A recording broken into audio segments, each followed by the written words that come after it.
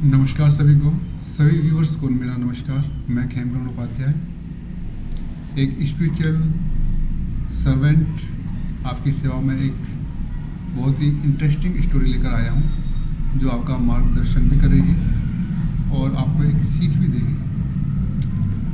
तो ये कहानी कर्मों के उस अदृश्य चक्र की है जिसे हम अक्सर समझ नहीं पाते। ये कहानी आज हम जो लेकर आए हैं वो लेकर आए हैं आर्यन की, जो कि आज के समय में ये एक न्यायप्रिय और दयालु व्यक्ति है, लेकिन उसका जीवन अचानक दुखों के भंवर में फंस गया।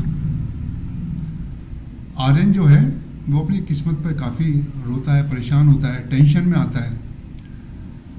तो उसका जो रोने का, परेशान होने का जो कारण है वो एक ऐसे अपराध का उनके ऊपर आरोप लगा है जो उसने कभी किया ही नहीं है और कोई ठोस सबूत भी उसके खिलाफ नहीं है, लेकिन फिर भी जो कानून की तलवार है वो उसके गले पर हमेशा लटकी रहती है। लेकिन इस कानूनी लड़ाई में वो इतना ज़्यादा परेशान हो गया है कि एक तो उसको टेंशन, डिप्रेशन, बहुत ज़्यादा परेशानी, और केस भी ऐसा बना है अगर उस पर साबित हो गया तो बहुत बदनामी भी हो जाएगी और बड़ा मान सम्मान को ठेस भी पहुंचेगी। लेकिन इस कानूनी लड़ाई से भी ज़्यादा घाव उसे एक लड़के ने दिया था, जिसे उसने सड़क से उठाकर अपने घर में जगह दी। आर्यन ने उस लड़के को बेटे की तरह पाला, उसे पढ़ाया, लिखाया, काबिल भी बनाया। लेकिन जैसे ही वह लड़का अपने पैरों पर खड़ा हुआ, वह आर्यन को एक नज़र देखे बिना किसी कारण के उसे छोड़कर चला गया। आर्यन के मन में बस एक ही सवाल था, मेरे साथ ही ऐसा क्यों? मैंने तो कभी किसी का बुरा किया नहीं। और काफ़ी इन चीज़ों से वो काफ़ी डिप्रेशन में भी चला गया था और काफ़ी एंजाइटी और अनिद्रा का रोग का वो काफ़ी शिकार हो गया था। और ऐसे ही उसने हमारी एक वीडियो देख ली और उसके अंदर इच्छा हुई कि मेरे इन सवालों का जवाब यहाँ पर मिल सकता है। तो इसी उम्मीद के साथ उसने हमारे से संपर्क किया और इसी सवाल को ढूंढने के लिए उसने हमसे पास्ट लाइफ रिग्रेशन भी कराने के लिए कहा। तो हमने आर्यन को एक गहरी सम्मोहन की अवस्था में ले गए और गहरी सम्मोहन अवस्था में आर्यन को और पीछे ले गए, साल दर साल, दशक ब दशक, और फिर जो वो रुकी तो वो सन 1876 में रुकी उनकी सम्मोहन की अवस्था। ये सम्मोहन की अवस्था रुकी थी 1876 में। तो आर्यन ने देखा कि वो एक आलीशान बंगले में खड़ा है। वह खुद को देखता है कि ब्रिटिश काल की जो जज की जो पोशाक थी उसमें उसने अपने आप को देखा और जब पता किया कि उसको किस नाम से उसको बुलाया जाता है तो बताया राजन चक्रवर्ती, जस्टिस राजन चक्रवर्ती। वह बंगाल की एक प्रतिष्ठित अदालत में जज था। तभी दृश्य बदलता है और वह खुद को खचाखच भरी अदालत में पाता है। कटघरे में 15 नौजवान खड़े थे। वह भारत माँ के क्रांतिकारी थे। उनकी आंखों में आज़ादी का सपना था। अंग्रेजों ने उन पर राजद्रोह का झूठा केस दायर किया था। जस्टिस राजन चक्रवर्ती आर्यन का पिछला जन्म नहीं जानता था कि वह युवक निर्दोष हैं।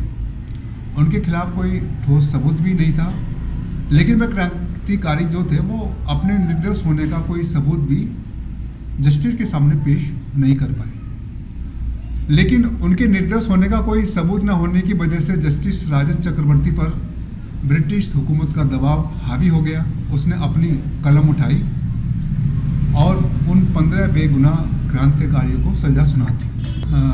और उन 15 युवाओं की आंखों में उस वक्त जो बेबसी और अन्याय की आग थी, वह जस्टिस राजन चक्रवर्ती की आत्मा पर एक अमिट दाग छोड़ गई। कुछ समय के बाद उस जस्टिस राजन चक्रवर्ती का ट्रांसफ़र कहीं और हो गया और वह उस स्थान को छोड़ने की तैयारी करने लगा।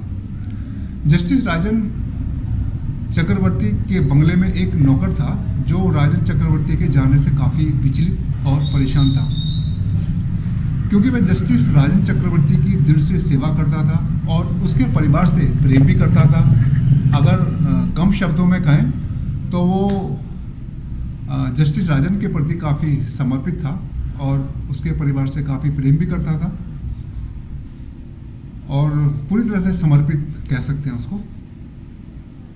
जस्टिस राजन चक्रवर्ती उस स्थान छोड़कर चले जाते हैं और फिर कभी उस नौकर की कोई सुध नहीं लेते हैं, लेकिन वह नौकर हमेशा राजन चक्रवर्ती को याद करता रहता था और कुछ समय के बाद उस नौकर का भी देहांत हो गया। कहते हैं कि न्याय की कुर्सी पर बैठकर किया गया अन्याय कभी पीछा नहीं छोड़ता। फिर धीरे धीरे आर्यन को वापस इस अपने फिजिकल दुनिया में और वर्तमान समय में लेकर आए। तब तक वह पसीने पसीने से तरबतर था, उससे अपने सवालों के जवाब मिल चुके थे। मैंने उसे समझाया, आर्यन, तुम जिस झूठे केस में फंसे हो वह उन 15 क्रांतिकारियों के प्रति किए गए अन्याय का फल है।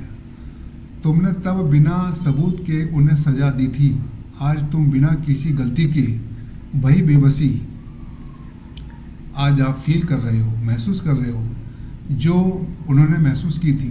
प्रकृति अपना हिसाब बराबर कर रही है। और वह लड़का, आर्यन ने बड़ी तेजी के साथ बड़ी कांपती आवाज में पूछा, बड़ी उत्सुकता के साथ पूछा। तो मैंने कहा था, वह लड़का आपके जस्टिस राजन चक्रवर्ती के जीवन काल का नौकर था। तुमने उसे पाला, उसे सब कुछ दिया, लेकिन फिर भी उसे तुम्हारे प्रति कोई लगाव नहीं हुआ, क्योंकि पिछले जन्म में तुमने उसके प्रेम और समर्पण भाव को नहीं समझा।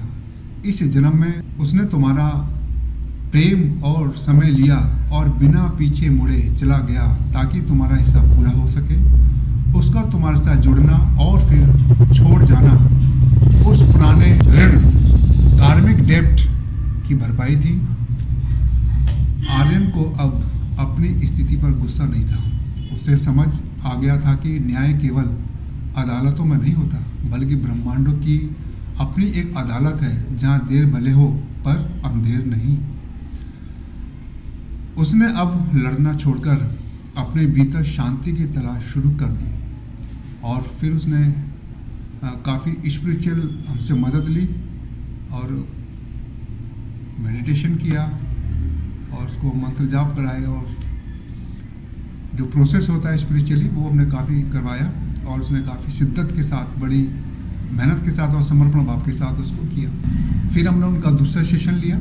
अजीब बात ये हुई, जैसे ही 15 आत्माओं से उनका हिसाब किताब पूरा करवाया, पीछे के कर्मों का जो उनका कर्म था उसको क्लीन करवाया, अपराध बोध करवाया, माफ़ी मांगी, माफ़ी मंगवाई, दोनों तरफ से माफ़ी मंगवाई और फिर उसके बाद जो हुआ, क्योंकि उन्होंने अपने भीतर के अपराध बोध को स्वीकार कर लिया था, कोर्ट में कुछ समय के बाद उसके खिलाफ जितने भी केस के जो गवाह थे और जिन्होंने केस दायर करवाया था या किसी के दबाव में किया था, जैसा भी था, तो वो किसी न किसी तरीके से उस केस से पीछे हो गए और जो गवाह थे वो भी अपने जो बात थी उससे मुकर गए और आर्यन बाइज्जत बरी हो गए। हमारे आज के दुख अक्सर हमारे कल के अनसुलझे कर्म होते हैं। जब हम अपने कर्मों को स्वीकार कर लेते हैं तो मुक्ति का मार्ग अपने आप ही खुल जाता है। यदि आपके भी जीवन में भी कुछ ऐसा होता है जो अनफेयर हो, कोई घटना आपके जीवन में बार बार होती है, या आपके भी जीवन में ऐसा कोई क्वेश्चन जिसका आपको उत्तर नहीं मिल रहा हो, तो उसका उत्तर आपके पीछे के जन्म में जाकर मिल सकता है।